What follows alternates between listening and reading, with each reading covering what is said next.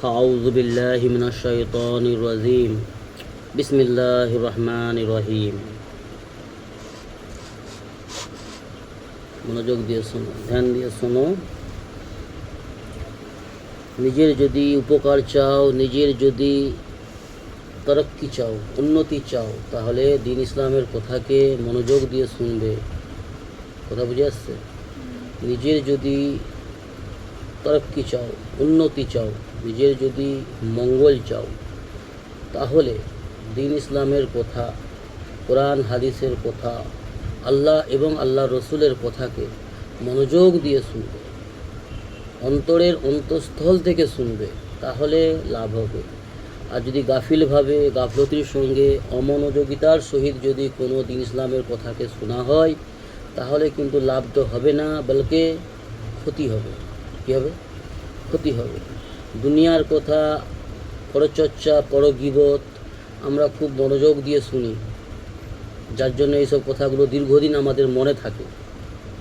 কিন্তু দ্বীন ইসলামের কথা অমনোযোগিতার সঙ্গে শুনি, গাফলতির সঙ্গে শুনি, যার কারণে আজকে যেই হাদিসটা পড়া হচ্ছে বা শোনা হচ্ছে, সেই হাদিসের কথাগুলো আমরা কাল ভুলে যাই, তাই না? কিন্তু যেই কথাগুলো ভুলে গেলে আমাদের ক্ষতি হবে না, সেইগুলো আমরা ভুলি না, মনে রাখি। আর যেগুলো ভুলে গেলে মারাত্মক বড় ধরনের ক্ষতি, সেইগুলোকে আমরা গুরুত্ব না দিই না। এই জন্য আমরা যে কথাগুলো মনে রাখলে আমাদের লাভ হবে, ভুলে গেলে ক্ষতি হবে, সেইগুলোকে আমরা ভুলে যাই। এই হচ্ছে আমাদের দুর্বলতা, আজকের মুসলমান সমাজের বড় বিপদ এই কারণে। ঠিক আছে, শোনো হাদিস। আবু দাউদ শরীফের হাদিস, হজরত বুরাইদা রাদিয়াল্লাহু তাআলা আনহু হইতে বর্ণিত আছে, রাসূলুল্লাহ সাল্লাল্লাহু আলাইহি ওয়াসাল্লাম এক ব্যক্তিকে এই দোয়া করিতে শুনিলেন। এক ব্যক্তি দোয়া করছেন আল্লাহর কাছে। সেই দোয়াটা রাসূলুল্লাহ সাল্লাল্লাহু আলাইহি ওয়াসাল্লাম শোনার পরে রাসূলুল্লাহ সাল্লাল্লাহু আলাইহি ওয়াসাল্লাম কী বললেন? রাসূলুল্লাহ সাল্লাল্লাহু আলাইহি ওয়াসাল্লাম সেই ব্যক্তিকে বললেন, তুমি আল্লাহ তাআলার নিকট সেই নাম দ্বারা চাহিয়াছ, যাহা দ্বারা যে কোনো কিছু চাওয়া হয় তিনি উহা দান করেন। সেই ব্যক্তিকে রাসূলুল্লাহ সাল্লাল্লাহু আলাইহি ওয়াসাল্লাম বলছেন, রাসূলুল্লাহ সাল্লাল্লাহু আলাইহি ওয়াসাল্লাম শুনেছেন ও কি বলে বলে দোয়াটা করছে, আল্লাহর কেমন প্রশংসা করছে। দোয়া হচ্ছে আল্লাহর সঙ্গে কথা বলা বা আল্লাহর কাছে চাওয়া। দোয়া হচ্ছে ইবাদত, দোয়া ইবাদত। তো রাসূলুল্লাহ সাল্লাল্লাহু আলাইহি ওয়াসাল্লাম তার দোয়াটা শুনেছে, কি কি বাক্য সে ব্যবহার করেছে। তো এই বাক্যগুলো, এই দোয়াগুলো শোনার পরে রাসূলুল্লাহ সাল্লাল্লাহু আলাইহি ওয়াসাল্লাম সেই ব্যক্তিকে বলছে, তুমি আল্লাহ তাআলার নিকট সেই নাম দ্বারা, আল্লাহর সেই সমস্ত নাম দ্বারা, আল্লাহর কাছে যে যাহা চাহিয়াছ, আল্লাহ তাআলা উহা দ্বারা যে কোনো জিনিস চাওয়া হয় তিনি উহা দান করেন, আল্লাহ দান করেন। এবং যে কোনো দোয়া করা হয় তিনি, অর্থাৎ আল্লাহ তাআলা সমস্ত ওই দোয়া কবুল করেন। আল্লাহ তাআলার প্রশংসা করা, আল্লাহ তাআলার জাতি নাম, সিফাতি কিছু নাম আছে, জাতি নাম আছে, সেগুলোকে প্রশংসা করা, আল্লাহর গুণগান করা, করে যদি চাওয়া হয় আল্লাহ পাক সেই চাওয়া কবুল দান করেন এবং দোয়া কবুল করেন। যেমন মানুষের কাছে কোনো কিছু দেখবে চাইলে পারে 10,000, 15,000, 20,000, 50,000।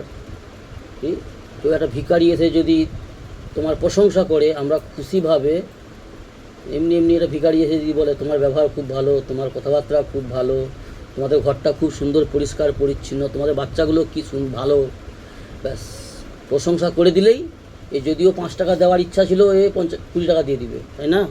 প্রশংসা তো আল্লাহ সুবহানাহু ওয়া তাআলার প্রশংসা করলে আল্লাহ বড় খুশি হয়, যা চাইবে তাই দিবে, যেটা বলবে আল্লাহর কাছে দোয়া করবে, দোয়া কবুল করে নেবে। অর্থ, যে দোয়াটা করছিল সেই দোয়াগুলো কি বলছিল?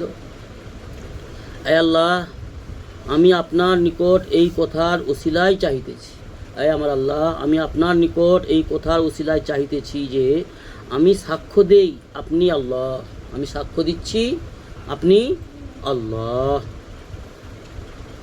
আপনি ব্যতীত আর কোনো মাবুদ নাই, আপনি ছাড়া দ্বিতীয় কোনো মাবুদ ইলাহা নাই, আপনি আল্লাহ, সমগ্র জগতের আল্লাহ, তুমি আমার আল্লাহ, সমগ্র জগতের রাজ্জাক, তুমি আমার রাজ্জাক, সমগ্র জগৎকে তুমি রিজিক দাও, সমস্ত মখলুককে সৃষ্টিকে তুমি রিজিক পৌঁছাও, আর আমাকেও তুমি রিজিক পৌঁছাও, তুমি আমার রাজ্জাক। এইভাবে আমি সাক্ষ্য দিতেছি আপনি আল্লাহ, আপনি ব্যতীত আর কোনো মাবুদ নাই, আপনি একা, আপনি একা। ওয়াহিদ, ওয়াহিদ শব্দের অর্থ আপনি এক, একা। অমুখাপেক্ষী, আপনি অমুখাপেক্ষী,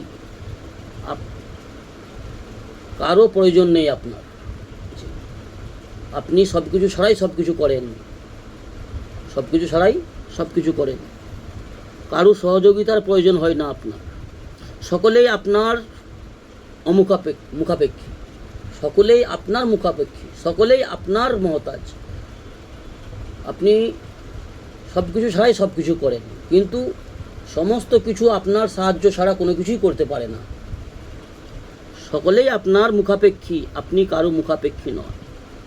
যে সত্তা হইতে না কেহ জন্মগ্রহণ করিয়াছে, আর না তিনি কাহারও হইতে জন্মগ্রহণ করিয়াছেন। আল্লাহ রব্বুল আলামিন কাউকে জন্ম দেয় না, আল্লাহ মা বাপ হইতেও পবিত্র আর সন্তান হইতেও পবিত্র, আল্লাহ কাউকে জন্ম দেননি এবং আল্লাহকে কেউ জন্ম দেননি, আল্লাহ মখলুকের মধ্যে নয়, আল্লাহ খালিক, সমস্ত মখলুক সৃষ্টি, সমস্ত মখলুক সৃষ্টি মেল ফিমেলের দ্বারাই, মা বাপের দ্বারাই, কিন্তু আল্লাহর কুদরত শুরুয়াত করেছে আল্লাহ, কোনো কিছু ছাড়াই আল্লাহ সব কিছু বানিয়েছে। জি, কাতরা ছিল না, আল্লাহ সমুদ্র বানিয়েছে, পাথর ছিল না, আল্লাহ পাহাড় বানিয়েছে, জি, মাটি ছিল না, আল্লাহ মাটির মানুষকে বানিয়েছে, কোনো কিছু ছাড়াই সব কিছু আল্লাহ বানিয়েছে। আর বলছেন আল্লাহ তাআলা কারো থেকে জন্মগ্রহণ করেন নাই এবং আল্লাহ তাআলা কাউকে জন্ম দেন নাই, আর না তাহার সমতুল্য কেহ আছে। আল্লাহর সমদ, আল্লাহর সমান, বরাবর, আল্লাহর সমপক্ষ, বরাবরে কেউ নেই। আল্লাহর থেকে বড় তো পরের কথা, আল্লাহর বরাবরও কেউ নেই। কুল হু আল্লাহু আহাদ আল্লাহু সামাদ লাম ইয়ালিদ ওয়া লাম ইউলাদ ওয়া লাম ইয়াকুল লাহু কুফুওয়ান আহাদ। কথা বুঝে আসছে? আহাদ শব্দের অর্থ হচ্ছে একতা, অনেক বস্তুকে জড়ো করলে যেটা হয়, ঠিক আছে। আর ওয়াহিদ এক, আহাদ একক, বুঝে আসছে? জি, আল্লাহ কেমন কি আমাদের ধ্যান ধারণাতেও আসবে না। আল্লাহ কেমন আমাদের চিন্তা চেতনাতেও আসবে না। আর এই সমস্ত বিষয়ে চিন্তা চেতনা করাটাও আমাদের জন্য বিপজ্জনক হতে পারে। ওই জন্য নিজেকে হাকির মনে করা, নিজেকে সমস্ত বিষয়ে নিজেকে কমজোর, দুর্বল, হাকির, লাচার, বেবস মনে করা নিজেকে। আমরা অ্যাকচুয়ালি লাচার, বেবস, কমজোর, কিছুই ছিলাম না এক সময়।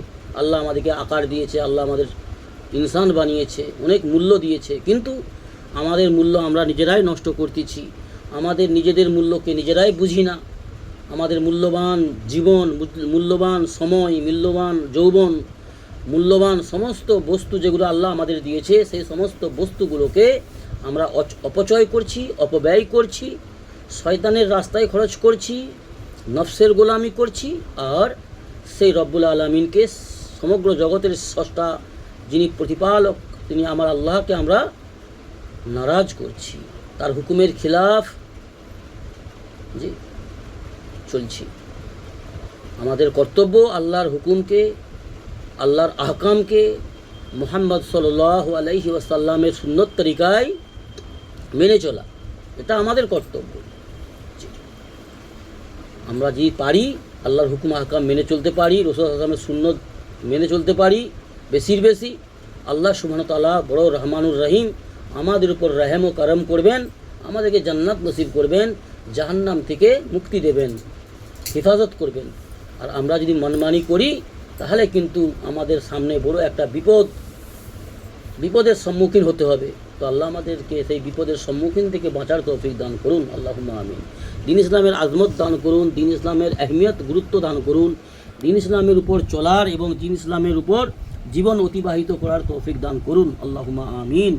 সুবহানাল্লাহি ওয়া বিহামদিহি, সুবহানাকাল্লাহুম্মা ওয়া বিহামদিকা, ওয়া নাস্তাগফিরুকা ওয়া নাতুবু ইলাইক। সুবহানা রাব্বিকা রাব্বিল ইজ্জাতি আম্মা ইয়াসিফুন, ওয়া সালামুন আলাল মুরসালিন, আলহামদুলিল্লাহি রাব্বিল আলামিন।